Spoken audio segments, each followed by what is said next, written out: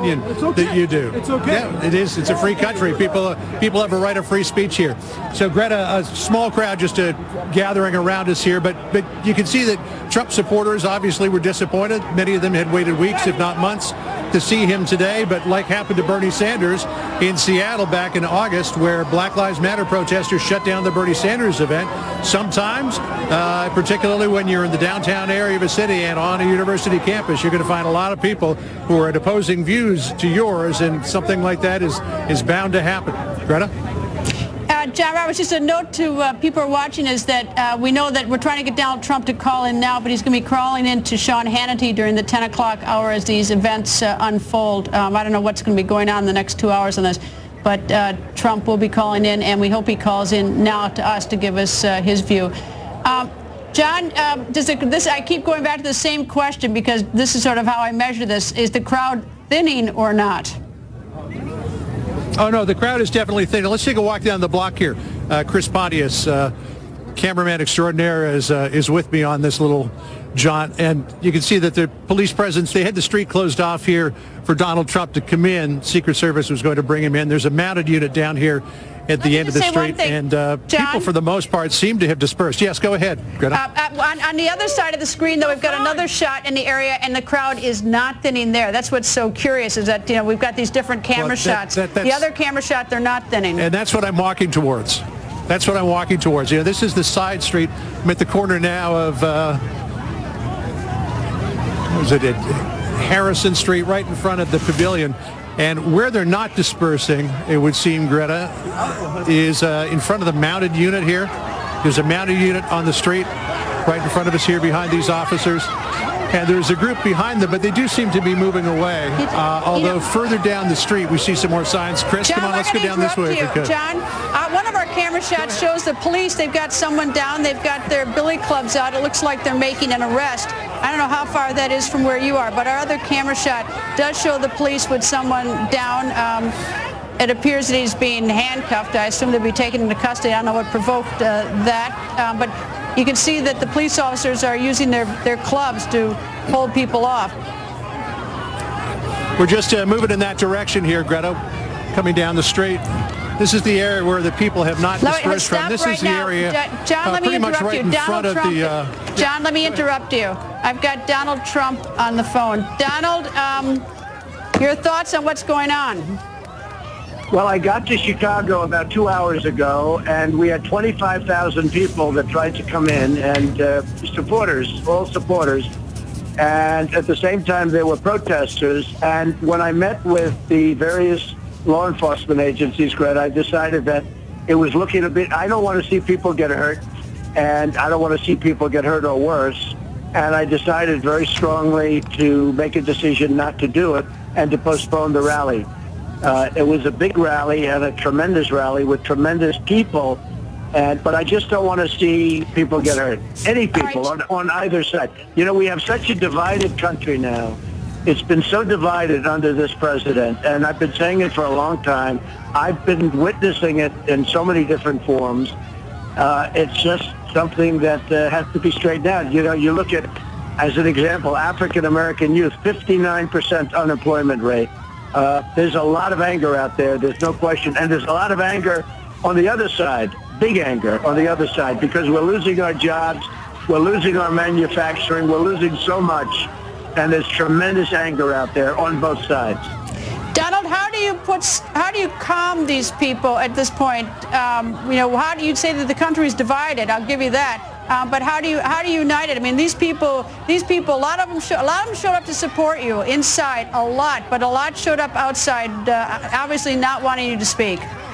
Well, we had a lot of people inside, that's true, and I hated to say don't do it, but I don't want to see any of the people hurt, either inside or outside.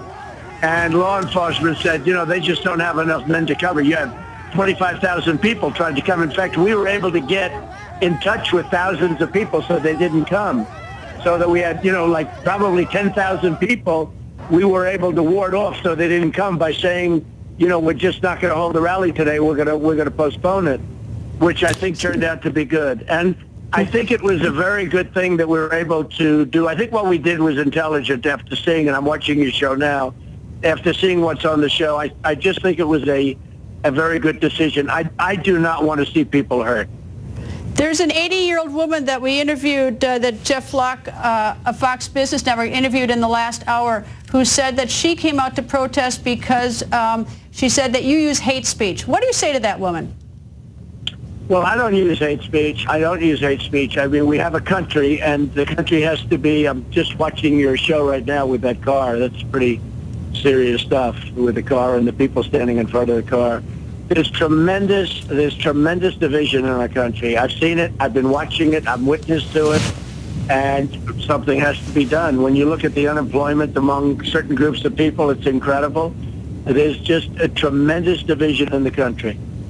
Do you play any role in that division or not?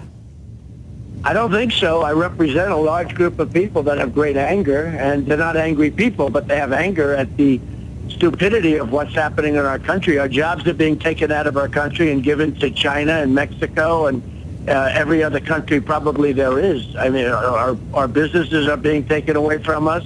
Our businesses are being moved out of the country. Look at Ford. They're building their biggest plant in Mexico. Look at, they're not building it here. They're building it in Mexico. What good does that do for us? And then they sell cars. They don't pay tax. They don't do anything. They sell cars across the border. Look at Carrier last week. They go out. They're 1,400 jobs. They're moving to Mexico. You look at Pfizer. Pfizer's moving to Ireland. We're losing all our businesses because we have incompetent leaders. And it means jobs. And people in 12 years haven't had a pay increase. The middle-income people, the workers, the real workers, the backbone of the country, in 12 years they haven't had a pay increase. And it's crazy. And then you wonder, why are they angry? So there's a lot of anger, but I think we did the right thing, because if we would have had the rally, I think it would have been something that would have been not a good situation. When you use tough language, when people break up your events and punch in the nose or get that person out of here, are you sort of giving ammunition to protesters who say that you're the bully? Well, I don't think so, because frankly, we haven't really had a problem. We had a little bit today where we had some individual people stand up, and it was annoying because it was probably 7 or 8 of them where they stood up in pretty much individual fashion and started, disrupting a little bit, and the police did a great job. That was in St. Louis. But here, this was crazy. Well, we had thousands and thousands of people pouring in as supporters, and we had far smaller amounts, but still a few thousand people outside as protesters. And, you can't even, think of it. You're not even allowed in a peaceful rally. You can't even have a peaceful rally today in a major city in the United States, which is a terrible thing. But, Chicago is the home to some pretty rough rallies. If you look at the convention many years ago, the Democrat convention many years ago, that was a pretty bad thing. A lot of people hurt, a lot of people killed. I didn't want to see anything like that happen. Well, Donald, it hasn't, as we're sort of struggling to figure out what's going on there and to think about it, this is not a demonstration against war or economic conditions. This is a protest, as I understand it, against your free speech. They're using free speech. They have a right to peaceful protest to try to shut you down from your free speech. No, I think this is a demonstration against economic conditions on both sides. I think on one side they can't get jobs at all. You have 59% unemployment with the African-American youth. And on the other side, they haven't been given a pay increase in 12 years because our businesses are leaving our country. So this is very economic. This has a lot to do with jobs, has a lot to do with incompetent running of a country. A lot of this is the fact that you look at middle-income people, the workers, the backbone of our nation, they haven't had a pay increase in 12 years. They are very angry people.